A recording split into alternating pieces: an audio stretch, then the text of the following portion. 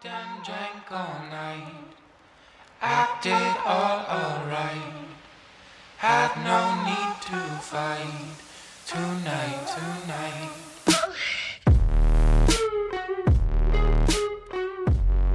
Man, I tell you what, they are just getting these bad guys one after another, ain't they? So, Paul Grice in the Kansas mom's case has been arrested. And also, Stephan Sterns has been charged with first-degree murder in Madeline Soto's death. Let's watch this. Stephan Sterns is sitting in jail tonight, charged with killing his girlfriend's teenage daughter, Maddie Soto. This is a story we've been following for weeks. It wasn't until today that Sterns was charged with murder, though, after the grand jury came back with their findings. Fox 35's Manny Martinez is live at Maddie's memorial down in Osceola County. So, Manny, a few more people did show up this evening. Yeah, John, that's because the spot marks where investigators found Maddie's body. This here is where people came to soak it all in this evening as they got the news. Some of them parents of a classmate, even a family friend. They told me today is bittersweet. Nearly 2 months since Maddie Soto was first reported missing, a grand jury delivered an indictment. Stephan Sterns, Maddie's mom's boyfriend, is charged with first-degree murder. The evidence shows an individual that was entrusted to keep Madeline safe made calculated moves to dispose Madeline's belongings and place her body in a wooded area. As the sun sets tonight, Maddie's growing roadside memorial glistened. It's tended by family friend Jenny Esquivel, and it's full of messages like this one, calling for swift justice. It represents a big win because finally we have murder charges, but it's just the beginning. Maddie's family didn't want to interview about the... That's so true. It is really just the beginning. But good job on you, grand jury. Good job on you. latest development. But Maddie's aunt released this statement on behalf of the family, saying, "We trust that the prosecutors and detectives are working diligently to bring justice for Maddie, and we continue to ask for privacy during this incredibly difficult time." We also received this statement on behalf of Maddie's father and stepmother, Tyler and Tatiana Wallace, saying, "Maddie's passing has left them shattered, but their resolve for justice remains unwavering." State Attorney Andrew Bain said the state combed through every piece of evidence to build its murder case. Now prosecutors will determine whether they'll seek the death penalty. Oh, God, we can only hope. Listen, I'm pro-death penalty all the way. I hope that they seek that for him. I've not decided to, what decision we're going to make in that case. We're going to continue those discussions going forward, and we'll let you know again when we make that decision. And earlier today, we did try and reach out to Maddie's mother, Jen, who we have interviewed before as she was missing. We called the number we have on file. Our call did not go through. That number has been disconnected. Live in Osceola County tonight. Oh, I bet it has. I would love to hear from Maddie's mom. Hello, where are you? All right, so anyways, this paragraph pretty much says the same thing that they just said in the video. Look at that piece of shit. He makes my skin crawl even looking at him. He looks like an emoji, like a Snapchat emoji. You know, like the Bitmojis or whatever they're called, where you make an emoji of yourself. That's what he looks like to me. Like one of those cartoon Bitmoji characters. Ugh, it's disgusting. So Soto was reported missing on February 26th after her mom went to pick her up from school at Hunter Creeks Middle School and was told that her daughter was not in class that day. Officials previously said they do not believe Soto ever made it to school that day. Details on how Maddie was killed or what happened to her have not been released, including her autopsy report citing the ongoing investigation. Officials were unable to answer many questions about facts related to the case, citing the ongoing investigation. The evidence shows an individual that was entrusted to keep Madeline safe made calculated moves to dispose Madeline's belongings and place her body in a wooded area before she was ever reported missing, said Kissimmee Police Chief Betty Holland. All right, so this is the press conference. I haven't watched it yet, so let's watch it together. All right, good afternoon, everyone. Thank you for coming. Today, the Kissimmee Police Chief and myself are here on the death investigation on 13-year-old Madeline Soto, who was reported missing back on February 26th of this year and discovered dead. I know the community and the media have been anxious for us to give an update on this case, and this is an opportunity for us to do that. For the last 7 weeks, 7.5 weeks actually, the Kissimmee Police Department and my office have been working closely to go over every piece of evidence that we could gather in this case. It was a voluminous and a lot of evidence to get through during that time, but we were successful in getting through it and making sure that we were able to provide the best case we could. Today we're announcing that Stephan Sterns has been indicted by the grand jury on first-degree murder for the killing of Madeline Soto. We presented the case to the grand jury. They returned an indictment earlier today. Good for you, grand jury. Good for you. There has been some questions as related to the length of the investigation. I just want to let you know again that my office and the Kissimmee Police Department have been working vigilantly in making sure that we had every opportunity to get every piece of evidence that we could. I want to thank the Kissimmee Police Department and their tireless efforts. They've done an amazing job in the heavy lift that we've asked them to do, as well as the prosecutors that have been assigned to this case and making sure that we got every piece of evidence reviewed and gathered in this case. While death investigations usually take around 5 to 6 weeks or longer, we were able to get this one done relatively quickly and get the case to the front of the grand jury, like I said earlier today, to return the indictment against Mr. Stephan Sterns. The death penalty in this case, we have not decided to what decision we're going to make in that case. We're going to continue those discussions going forward, and we'll let you know again when we make that decision as to whether we're going to see the death penalty in this case. I want to thank the grand jury. Skirt, hold up. This mother clucker deserves the death penalty.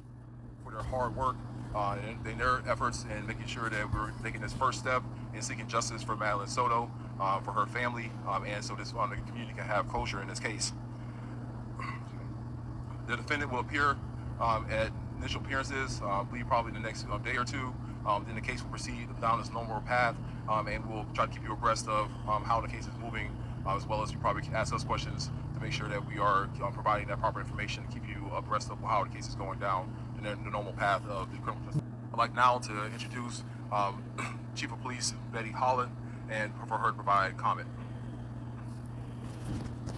Look how tiny she is compared to him. That dude is huge. Look. Thank you, State Attorney Mr. Bain.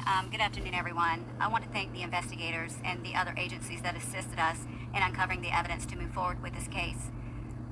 We know this case has gained significant public attention because Madeline had just celebrated her 13th birthday and was just a child. The evidence shows an individual that was entrusted to keep Madeline safe made calculated moves to dispose Madeline's belongings and place her body in a wooded area before she was ever reported missing. For the 4 days following her disappearance, the entire community was actively looking to find Madeline safe and alive. Tragically, on March 1st, Madeline's remains were found. Our detectives have worked tirelessly to piece together the events leading up to Madeline's disappearance and death. With the collaboration of the state's attorney's office, we prepared the case for the grand jury that was heard today. The grand jury determined that our department secured enough evidence to obtain a first-degree murder indictment. We appreciate each grand jury member for their careful consideration. Yes, we do. Yes, we do. We want to thank the diligent work of the state's attorney's office, the medical examiner's office, and our other law enforcement partners who assisted with this investigation. Your expertise and dedication were instrumental in uncovering the truth. The indictment signifies a crucial step forward in our quest for justice and a testament to our commitment to honoring Madeline's. We will now take questions.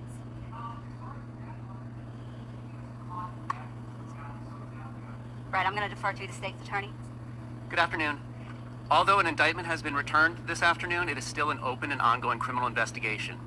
So much of this information cannot be disclosed until Mr. Sterns' attorney, if he does so, elects to participate in discovery, and then all of you in the media know how to go about seeking information through public records. FOIA. Not that we've uncovered.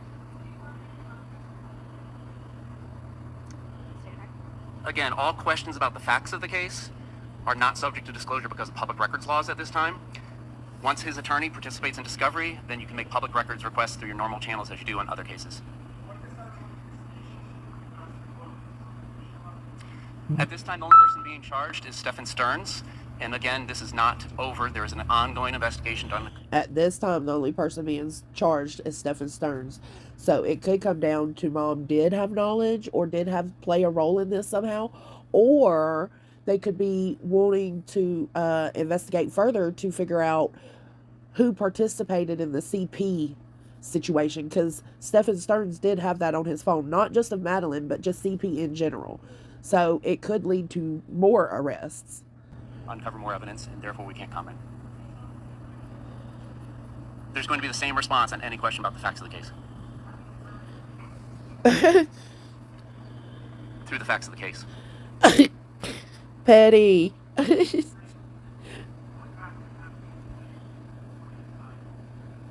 That dude is huge. So with any death case that is reviewed by my office, when it's determined to be a homicide, we have to look at the statutory aggravating factors that are laid out in our Florida law. Once we determine that we have sufficient evidence to prove those factors to the proper evidentiary standard, then we have to have a talk about whether this is a death penalty case. And that's a discussion that we're still going to be having for the next couple of weeks to make sure that we're making a legal decision that's appropriate in this case. I mean, I'm sorry, but I feel like of course it's a death penalty case. Absolutely. It is. This dude, there should be no question. I understand there are factors that come with determining if it is or not, but in my mind, in my opinion, it should be a death penalty case.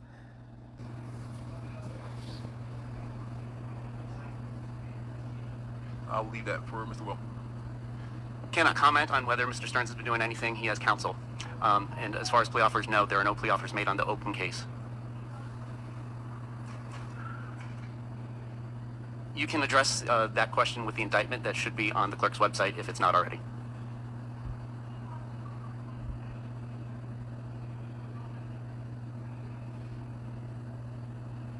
I'm going to have to defer to the state's attorney. Again, any question about the facts of the case, it's going to be the same answer. Once his attorney participates in discovery, the public records laws change, and you all will be able to get a lot of that information.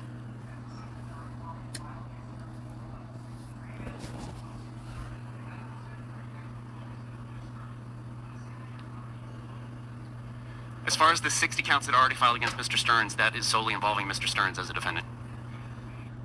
So the charges against Mr. Sterns is solely pertaining to Mr. Sterns. To me, that means there may be upcoming charges pertaining to other people. Not necessarily Jen Soto, not necessarily Maddie's mom, but other possible pedophiles. Not to those 60 charges.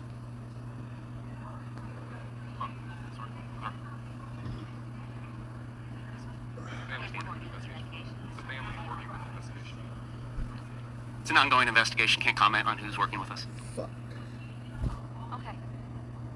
This will be the last question. I'll let you get that in. What was it?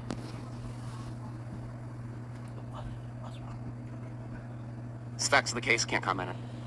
Oh. So thank you all so much for coming out today. If you need this gentleman's name, it is Will J. Willjay. He is our homicide unit chief for the state attorney's office for the 9th Judicial Circuit. Thank you all so much for coming out today. All right, so that's it. Let's just hope that they find enough reason to make this a death penalty case. I sure hope so. That baby deserves hella justice. All right, guys, thanks for watching. I appreciate it. Make sure you like and subscribe, and I will catch you on the flip side. Bye.